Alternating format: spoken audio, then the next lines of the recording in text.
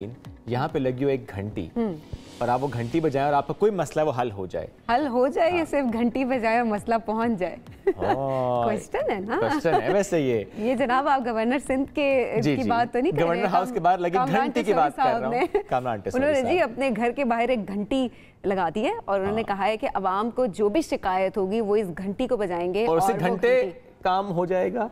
ये आप सोचने की बात है। अच्छा, टाइमिंग्स बड़ी वो है, रात 12 बजे से सुबह 8 बजे तक। अच्छा, ये उसके अलावा नहीं है? उसके अलावा तो नहीं। अभी हमारे तक तो ये खबरें कि इन टाइमिंग्स में अगर आपको कोई भी इमरजेंसी है, अब वो इमरजेंसी क्या है, वो किस तरह से लोग पहुंच सकते हैं उन तक, ये सारे सवालात हम जरा उनसे ही पूछते हैं। हमने वैसे सुना है कि पीटीआई रहनुमा ने जाके घंटी बजा दी थी, वैसे उनका काम हुआ या नहीं हुआ ये अभी उनसे पूछ लेंगे। गवर्नर सिंध कामरान टेसौरी साहब हमें ज्वाइन कर चुके हैं। सर बहुत शुक्रिया, आपने वक्त दिया। घंटी बनाने का ख्याल, घंटी लगाने का ख्याल और लोग आगे घंटी बजाएं गवर्नर हाउस के बाहर, ये ख्याल कैसे आया? बिस्मिल्लाहिर्रहमानिर्रहीम। जी बिल्कुल ये ख्याल की बात नहीं थी, बल्कि मैं समझता हूँ कि इस वक्त जो माशी मसाइल लोगों को दरकार हैं, उसके बाद जो मसाइल हैं जिनका हल उनके पास नहीं है, जहाँ वो दर बदर की ठोकरें खाते हैं, लोग परेशान हाल हैं, कोई ऐसी सूरत उनको नज़र नहीं आ रही थी जब ये रमज़ान का महीना आया और इसमें लोगों ने यहाँ इफ्तार और डिनर के लिए आए। तकरीबन 3 लाख से ज़ायद लोगों ने इफ्तार और डिनर किया। तो मैं ख़ुद उनके दरमियान होता था, तो आधे से ज़्यादा लोग हाथ पकड़ के सिर्फ ये बात कहते थे कि हमें कहीं से इंसाफ नहीं मिल रहा और हम दरबदर की ठोकरें खा रहे हैं। तो मुझे ये ख्याल इसलिए भी आया कि दिन में तो चलें कहीं ना कहीं कोई किसी के पास चला जाता है, किसी वकील का दरवाज़ा खटखटा लेता है, कोई सुन लेता है, लेकिन रात 12 के बाद सुबह 8 बजे तक ये वो टाइम है जिसमें कोई फ़ोन नहीं उठाता, फ़ोन बंद होते हैं। अब गवर्नर हाउस भी आए तो गवर्नर हाउस में भी कभी सिक्योरिटी इंचार्ज कोई और है, कभी कोई और आके ड्यूटी दे रहा है।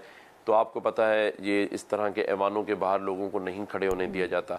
तो इसका मकसद यही था कि एक ऐसी बेल लगा दी जाए। इस तरह का कोई भी इक़दाम हमने पाकिस्तान में बहुत ही मुश्किल से देखा है। तो इसका क्रेडिट मुगल बादशाह जहांगीर के निज़ाम अदल को जाता है या कोई और बैकग्राउंड भी है इसका? इंसाफ की बात किया आपने। नहीं, इसमें मैं नहीं समझता कि कोई ख्याल ये था कि कोई मुगलियाई दौर की याद ताज़ा की जाए आज के इस जदीद दौर में जब ईमेल और व्हाट्सएप का दौर है। लेकिन ये अलामती बेल है, इमरजेंसी की सूरत में है और ये एक उम्मीद की घंटी है।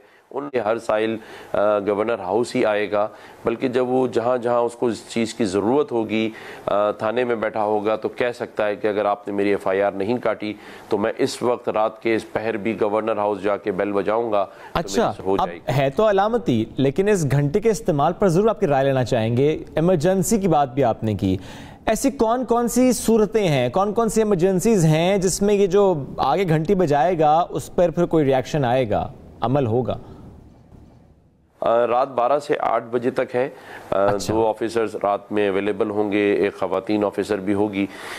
मकसद ये है कि अगर इमरजेंसी है, कहीं सुनवाई नहीं हो रही और किसी के साथ ज़्यादती हो रही है तो वो आए, वो बेल बजाएगा और इंशाल्लाह अगर वो इमरजेंसी है और ऐसी हालात हैं, चाहे वो किसी भी सूरत में हो, किसी अस्पताल में इमरजेंसी ना मिल रही हो, कोई ऑपरेशन ना कर रहा हो, कहीं बेड ना मिल रहा हो, FIR ना कट रही हो, कोई माँ बहन बेटी जिसके सर से दुपट्टा कोई खींच रहा हो, तो वो आप गवर्नर हाउस आइए, ये बेल बजाइए, आपका ये भाई इंशाअल्लाह ताला उसमें ये वैसे मकसद भी बहुत अच्छा है जो आपने जिस सोच के साथ इसको इनिशिएट किया है, इसका इनिशिएटिव लिया है। रियली होप कि ये आगे भी चले। ये एक तो मुनफरिद एक स्टेप तो आपने बताया, लेकिन गवर्नर हाउस ने इंसाफ के निज़ाम की बेहतरी के लिए इसके अलावा और क्या क्या किया है और आगे क्या करने का इरादा है?